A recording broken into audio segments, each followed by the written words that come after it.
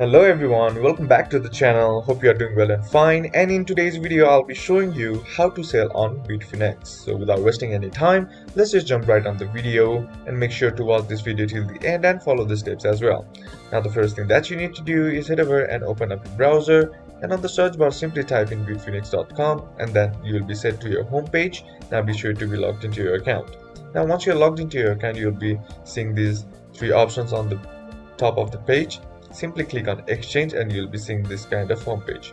Now if you want to sell it or sell Bitcoin, what you need to do is simply select the crypto, and then from here what you need to do is you can select your order type as well.